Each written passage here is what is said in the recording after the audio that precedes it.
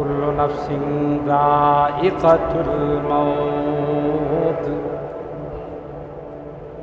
এ দুনিয়ার মানুষ, মনে রাখো, দুনিয়াতে আসছো আর কখনো যাবে না।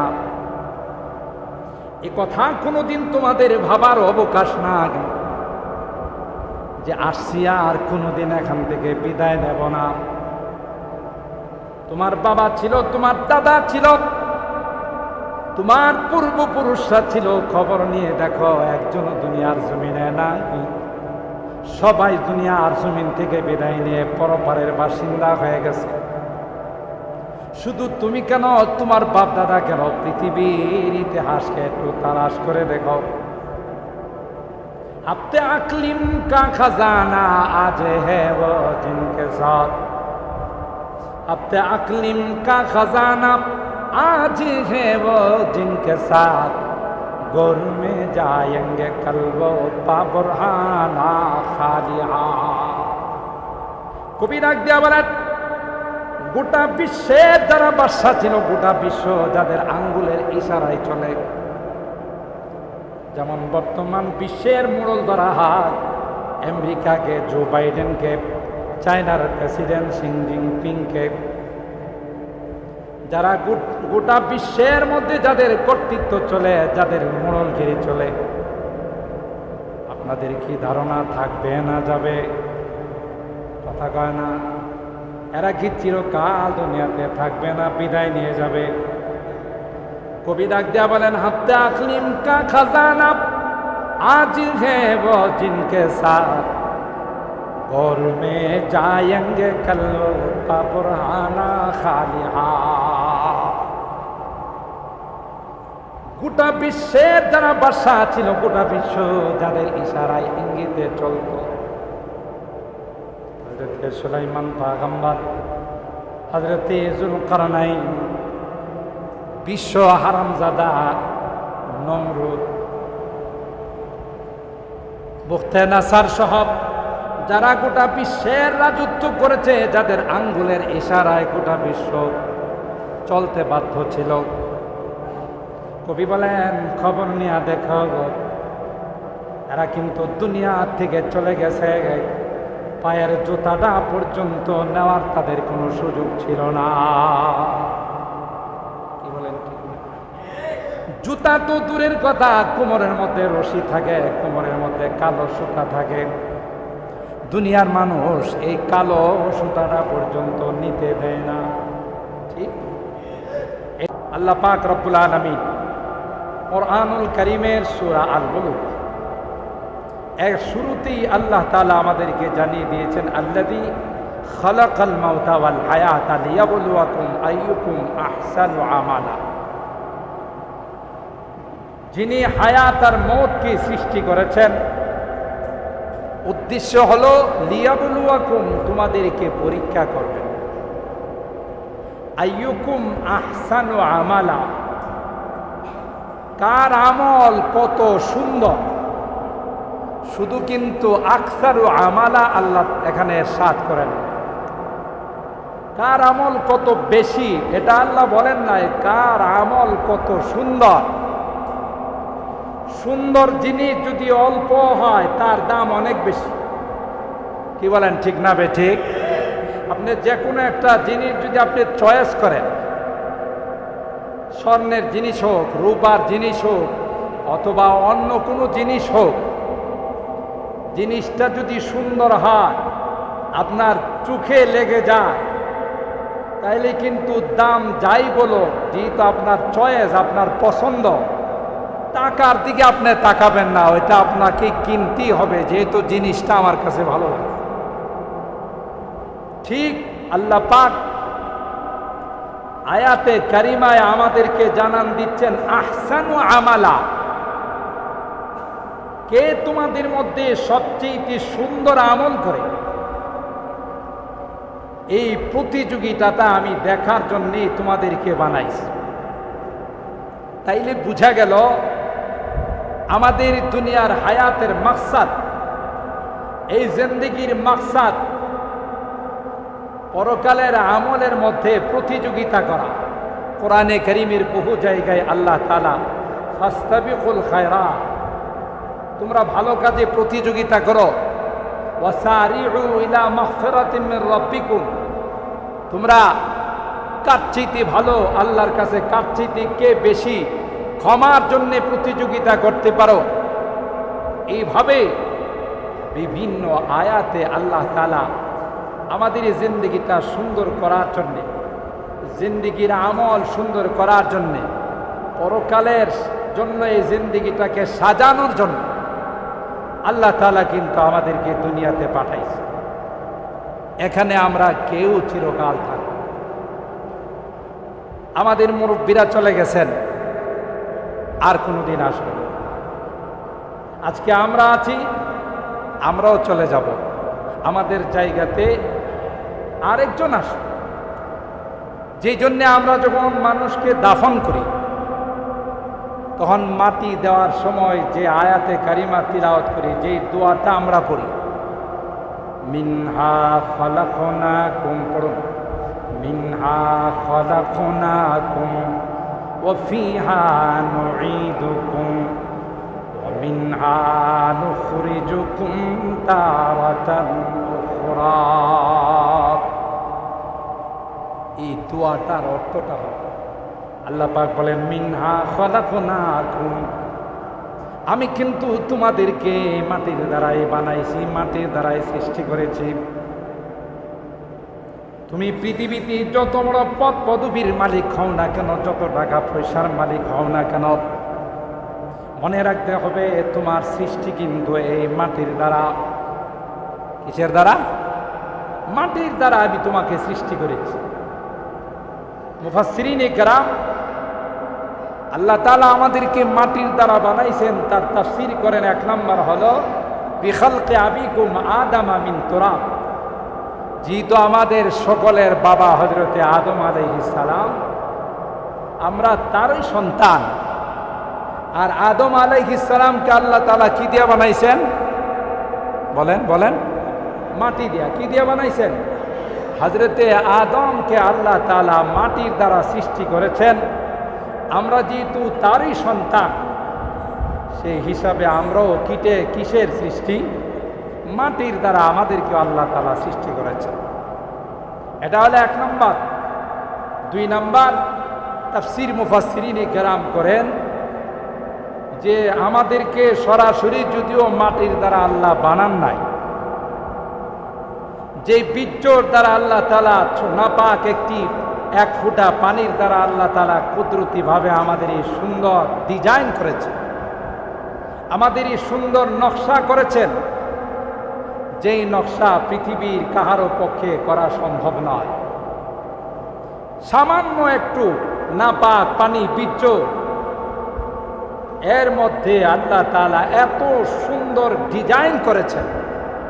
কোরআনে কারিমে চারটি জিনিসের কসম করে আল্লাহ বলতেছেন, ওয়াত্তিন ওয়াজ্জাইতুন ওয়া তুরি সিনিন ওয়া হাযাল বালাদিল আমিন। এই চারটি জিনিসের কসম করে আল্লাহ তাআলা আমাদেরকে জানান দিচ্ছেন, লাকাদ খালাকনাল ইনসানা ফি আহসানি তাকওয়িম, সবচেয়ে সুন্দর করে আমি আল্লাহ তাআলা মানুষকে বানাইছি। সুবহানাল্লাহ। সামান্য একটু বীর্যের মধ্যে আল্লাহ তাআলা কি কারিগরি করলেন, যে কারিগরির মাধ্যমে সবচেয়ে সুন্দর করে, সবচেয়ে আকর্ষণীয় করে আল্লাহ তাআলা, সবচেয়ে সুদর্শন করে আল্লাহ তাআলা আমাদেরকে বানাইছেন। তো যেই বীর্যের দ্বারা আল্লাহ আমাদেরকে বানাইছেন, ওই বীর্যটা যেই জিনিস দ্বারা উৎপাদিত হয়, মানুষ ফল ফসল, গাছগাছালির জমিনের ফল ফসল খাওয়ার পর এই বীর্যটা ওখানে সৃষ্টি হয়, আর তার দ্বারা আল্লাহ আমাদেরকে বানাইছেন। সুতরাং বলা যায় আমাদেরকে আল্লাহ তাআলা এই বীর্যটা যেহেতু এমন জিনিসের দ্বারা উৎপাদিত হয় যেগুলো মাটির থেকে উৎপন্ন হয়, তাই আমাদেরকে আল্লাহ তাআলা মাটির দ্বারাই সৃষ্টি করেছে। তো আল্লাহ তাআলা এখানে এই আয়াতে কারিমার মধ্যে আমাদেরকে স্পষ্টভাবে জানান দিয়েছেন, মিনহা খালাকনাকুম, আমি কিন্তু তোমাদেরকে এই মাটির দ্বারা বানাইছি। তবে মনে করো না এই তোমাদের শেষ, আমার হাত থেকে ছুটে গেলে, না না, ওয়াফিহা নুঈদুকুম, আবার কিন্তু এই মাটিতে আমি তোমাদেরকে ফেরত নিয়ে আসবো। আল্লাহু আকবার বলেন। কোন মাটিতে? যেই মাটির দ্বারা বানাইছি ওই মাটি তোমাদের ঠিকানা হবে। আর ওয়ামিনহা নুখরিজুকুম তারাতান উখরা, এই কথাও মনে করার কোনো অবকাশ নাই যে এই মাটির মধ্যে চলে গেলে আর কাহারো কাছে ধরা দিতে হবে না। না না, আবার ওখান থেকে তোমাদের পুনরুত্থান হবে। আমি আল্লাহর দরবারে তোমাদের উপস্থিত হতে হবে, হাজির হতে হবে। জীবনের হিসাব নিকাশ কিন্তু আমার সামনে পেশ করতে হবে। এই আয়াতে কারিমার মধ্যে আমাদের সূচনা, শুরু এবং শেষ, পরিণাম এবং পরিণতি কি হবে আল্লাহ তাআলা কিন্তু আমাদেরকে জানাই দিয়েছেন। বিধায় এই জিন্দেগিটা বড় দামি। এটাকে যদি কেউ হেলায় হেলায় অবহেলা করে নষ্ট করে দেয়, তার দুঃখের সীমা থাকবে না। আর যারা এই জিন্দেগিটাকে আল্লাহর দেওয়া বিধান মতো, রাসূল আকরাম সাল্লাল্লাহু তাআলা আলাইহি ওয়াসাল্লামের দেওয়া তরিকা মতো এই জিন্দেগি পরিচালনা করবে, তারা সফল কাম। দুনিয়াতেও তারা সফল কাম, পরকালেও তারা সফল কাম। সমস্ত জিন্দেগির মধ্যেই তাদের জন্য শুধু নাজ আর নিয়ামত, শুধু অভ্যর্থনা। তাই আল্লাহ তাআলা সূরা আলে ইমরানের এই আয়াতের মধ্যে আমাদেরকে জানান দিয়েছে, কুল্লু নাফসিন যায়িকাতুল মাউত।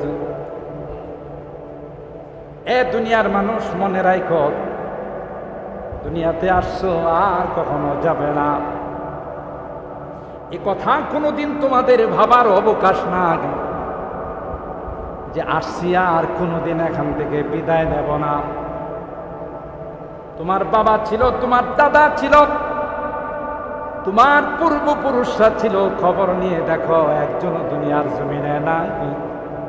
সবাই দুনিয়ার জমিন থেকে বিদায় নিয়ে পরপারের বাসিন্দা হয়ে গেছে। শুধু তুমি কেন, তোমার বাপ দাদা কেন? পৃথিবীর ইতিহাসকে একটু তালাশ করে দেখো। আপতে আকলিম কা খাজানা আজ है वो जिनके साथ, अपते अकलिम का खजाना आज है वो जिनके साथ, गोर में जाएंगे कल वो बाबुरहाना खालिहा। কবি ডাক দিয়া বলেন, গোটা বিশ্বের যারা বাদশা ছিল, গোটা বিশ্ব যাদের আঙ্গুলের ইশারায় চলে, যেমন বর্তমান বিশ্বের মোড়ল ধরা হয় আমেরিকাকে, জো বাইডেনকে, চায়নার প্রেসিডেন্ট শি জিনপিংকে, যারা গোটা বিশ্বের মধ্যে যাদের কর্তৃত্ব চলে, যাদের মোড়লগিরি চলে, আপনাদের কি ধারণা থাকবে না যাবে? কথা কয় না? এরা কি চিরকাল দুনিয়াতে থাকবে না, বিদায় নিয়ে যাবে? কবি ডাক দিয়া বলেন, হাত্তে আকলিম কা খাজানা আজ है वो जिनके साथ, और में जाएंगे कल का बुरहाना खालिहा। গোটা বিশ্বের যারা বাদশা ছিল, গোটা বিশ্ব যাদের ইশারায় ইঙ্গিতে চলত, হযরত সুলাইমান পয়গম্বর, হযরত যুলকারনাইন, বিশ্ব হারামজাদা নমরুদ, বুখতে নাসার সহ যারা গোটা বিশ্বের রাজত্ব করেছে, যাদের আঙ্গুলের ইশারায় গোটা বিশ্ব চলতে বাধ্য ছিল, কবি বলেন খবর নিয়ে দেখো, এরা কিন্তু দুনিয়া থেকে চলে গেছে, পায়ের জুতাটা পর্যন্ত নেওয়ার তাদের কোনো সুযোগ ছিল না। কি বলেন? জুতা তো দূরের কথা, কোমরের মধ্যে রশি থাকে, কোমরের মধ্যে কালো সুতা থাকে। দুনিয়ার মানুষ এই কালো সুতাটা পর্যন্ত নিতে দেয় না। ঠিক, এটা পর্যন্ত নিতে দেয় না। কিসের বাহাদুরি, কিসের মাস্তানি, কিসের পাওয়ার, কিসের দবদবা। যা কারণ কুজা কারুন, কুজা ফিরাউন, কুজা নমরুদ শুধু হামার, কুজা শওকতে শাহ, কুজা তখতে সুলাইমানি। যাদের এত শান শওকত ছিল, এত দবদবা ছিল, খবর নিয়ে দেখো নাই, তাদের নাম নেওয়ার পর্যন্ত কোনো মানুষ না। এই জন্যে এই পৃথিবীটা থাকার জায়গা নয়। এই পৃথিবীতে আল্লাহ তাআলা পরকালের সামান নেওয়ার জন্য, কবরের আসবাব নেওয়ার জন্যে অনন্ত অসীম কাল কিভাবে আমি সুখে শান্তিতে থাকব, এই পুঁজি নেওয়ার জন্য আল্লাহ তাআলা ক্ষণিকের জন্য দুনিয়ার জিন্দেগিটা আমাদেরকে পাঠাইছে। কেউ যদি এই দুনিয়ার জিন্দেগিটাকে চূড়ান্ত মনে করে, এটাকে যদি মনে করে আমার শেষ, চরম ভুল করবে। ভাগ্যবান ওই ব্যক্তি মান দানা নাফসা ওয়া আমিলা লিমা বাদাল মাউত, যে নিজেকে চিনছে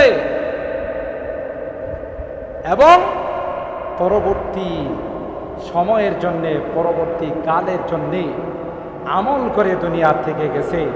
তাদের আনন্দ, তাদের খুশি দেখে কে? কোরআনে কারীমের সূরা আল হাক্কার মধ্যে আল্লাহ তাআলা বলেন, এমন ভাবে যারা জিন্দেগি অতিবাহিত করছে, আল্লাহর জন্য জিন্দেগি ওয়াকফ করে দিয়েছে, কিয়ামতের কঠিন ময়দানে তাদের হাতে যখন ডান হাতে আমলনামা আসবে, তাদের খুশি দেখে কে? তাদের আনন্দ দেখে কে? এরা বলতে থাকবে, হা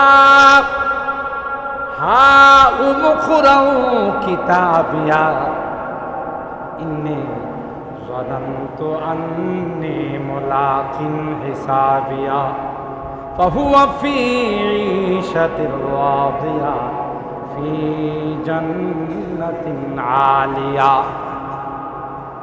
যাদের আমলনামা ডান হাতে আসবে, আত্মীয় স্বজনদেরকে ডেকে বলবে, তোমরা কে কোথায় রে, আয়া দেখো রে, আমার আমলনামা কিন্তু ডান হাতে চলে আসছে। কত সুন্দর আমার আমলনামা, কত ভালো রেজাল্ট আমি করেছি। আজকে আমার রেজাল্ট প্রকাশ করা হয়েছে, নতিজা বের করা হয়েছে। আমি কিন্তু এমনটাই মনে করেছিলাম, দুনিয়ার জিন্দেগিটা আমার কিন্তু এমনটাই ধারণা ছিল, একদিন আমার হিসাব নিকাশের সম্মুখীন হতো। ইন্নী যানানতু আন্নী মুলাকিন হিসাবিয়া। তাই আজকে সুন্দর আমলনামা আমি পেয়েছি। আমার জীবনের কোনো অংশ আমি আল্লাহর নাফরমানিতে কাটাই নাই, আমার কোনো অংশ আমি আল্লাহর নবীর নাফরমানিতে কাটাই নাই, নবীর তরিকার বাইরে কাটাই নাই, শয়তানের ওয়াসওয়াসায় পড়ে কোনোদিন নামাজ কাজা করি নাই, কোনোদিন কোনো গুনার কাজে লিপ্ত হয় না। তাই তো আজকে আমার আমলনামা এত সুন্দর। আসো আসো, তোমরা আমার আমলনামাটা একটু পড়ে দেখো। কারণ দুনিয়ার জিন্দেগির সূচনা লগ্ন থেকে আমার এই ধারণা ছিল, একদিন আল্লাহর সামনে আমাকে হাজিরা দিতে হবে। অপরদিকে আল্লাহ বলেন, যাদের আমলনামা বাম হাতে আসবে, আম্মা মান উতিয়া কিতাবাহু বিশিমালি ফায়াকুলু ইয়া লাইতানি লাম উতা কিতাবিয়া ওয়া লাম আদরি মা হিসাবিয়া ইয়া লাইতাহা কানাতিল কাদিয়া মা আওনা আন্নি মালিয়া হালাকা আন্নি সুলতানিয়া খুদুহু ফাগুল্লু সুম্মাল জাহিমা সাল্লু। আফসোসের সীমা থাকবে না। আমলনামা বাম হাতে আসবে, চিৎকার করে বলতে থাকবে, ইয়া লাইতানি লাম উতা কিতাবিয়া। আফসোস কেন আজকে আমার আমলনামা আমার হাতে দেওয়া হলো। আমার আমলনামাটা যদি প্রকাশ না হতো কতই না ভালো ছিল। ওয়ালাম আদরি মা হিসাবিয়া। আমি তো কোনোদিন কল্পনা করি নাই যে একটা হিসাব নিকাশ হবে, জিন্দেগির হিসাব নিকাশ পেশ করতে হবে, এই ধারণাটুকু পর্যন্ত আমার ছিল না। আমি জানতাম না, মাহফিলে যাইতাম না, চিল্লা লাগাইতাম না, কোনো জিকিরের মাহফিলে বসতাম না, কোনো আল্লাহ ওয়ালাদের সংসবে আমি যাইতাম না। ইয়া লাইতাহা কানাতিল কাদিয়া। হায়রে হায় আফসোস যদি কোনো ফাইসালা না হতো, আমার এই জাতীয় দুঃখজনক কোনো ফাইসালা যদি না। মা আগনা আন্নি মালিয়া। আমি না অনেক বড় শিল্পপতি ছিলাম, আমি না অনেক টাকা পয়সার মালিক ছিলাম, আমি না অনেক ধন সম্পদের মালিক ছিলাম। বুধল বাজারে মার্কেট কি মার্কেট আমার ছিল। পুরা ইউনিয়নের মধ্যে আমি একজন ধনী মানুষ হিসাবে পরিচিত ছিল, কিন্তু কোনো জমি জামা তো আমার কাজে আসলো না, কোনো টাকা পয়সাই তো আমার কাজে আসলো না। সব তো আমার থেকে পর হয়ে গেল, কোনোটাই তো আমার কাজে আসতেছে না। আমি চেয়ারম্যান ছিলাম, আমি মেম্বার ছিলাম, আমি এমপি ছিলাম, আমি মন্ত্রী ছিলাম, আমি প্রেসিডেন্ট ছিলাম, আমি প্রাইম মিনিস্টার ছিলাম, কিন্তু না না কোনটাই তো আমার কাজে আসতেছে না। মা আগনা আন্নি মালিয়া হালাকান্নি সুলতানিয়া। সব কিছু আমার থেকে চলে গেল, কোনোটাই তো আমার কাজে আসতেছে না। শুধু আফসুস আফসুস করে চিৎকার করতে থাকবে। আল্লাহ ফেরেশতাদের অর্ডার দিবেন, দেরি করো না, তাদেরকে সুজা নিয়ে জাহান্নামের মধ্যে নিক্ষেপ করে দাও। নাউজুবিল্লাহ। মোহতারাম হাজিরিন, বড় কঠিন সময় আমার আপনার আসতেছে, সেটা হলো বরজখের জিন্দেগি, কবরের জিন্দেগি।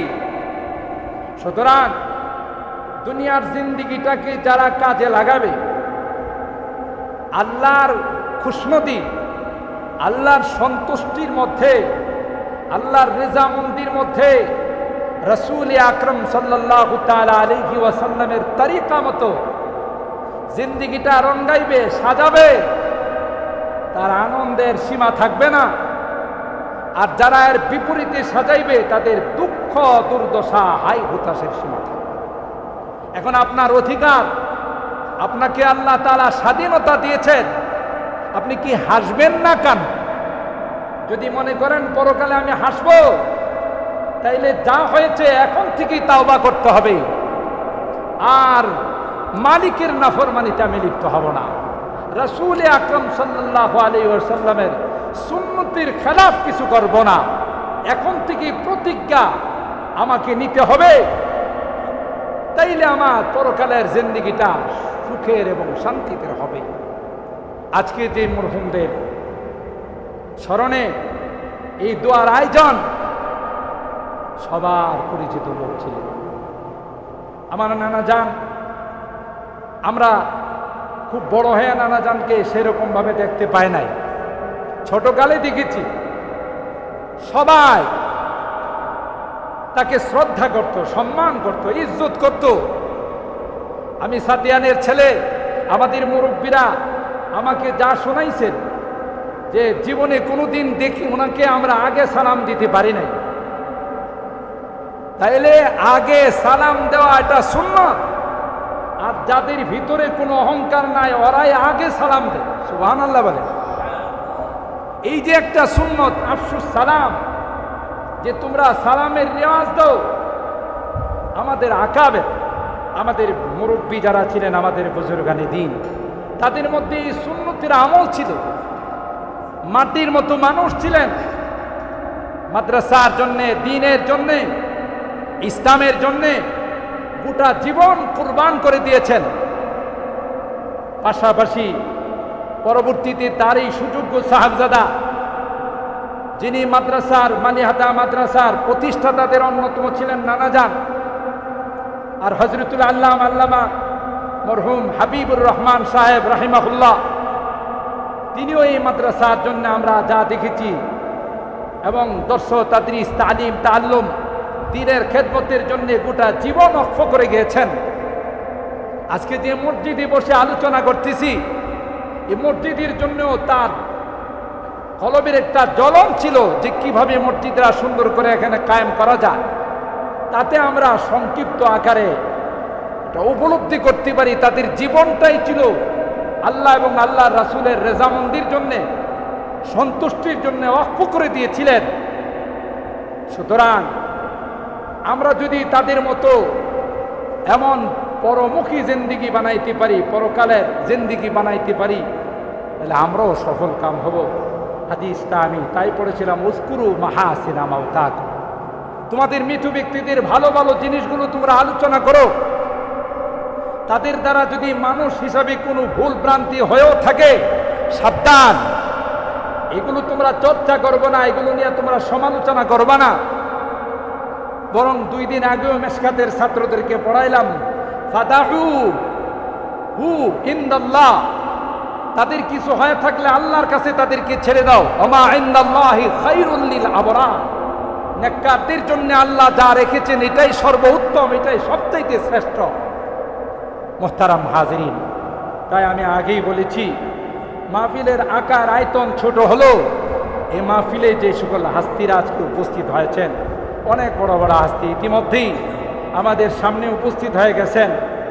আমাদের মাদের এলমি আল জামিয়া আল ইউনুসিয়ার সম্মানিত সুযোগ্য প্রিন্সিপাল উস্তাদুল আসাতেজা পীরে কামেল মুফতি আজম হযরতুল আল্লামা মুফতি মুবারকুল্লাহ সাহেব দামাত বারাকাতুহুম হযরত চলে আসছেন।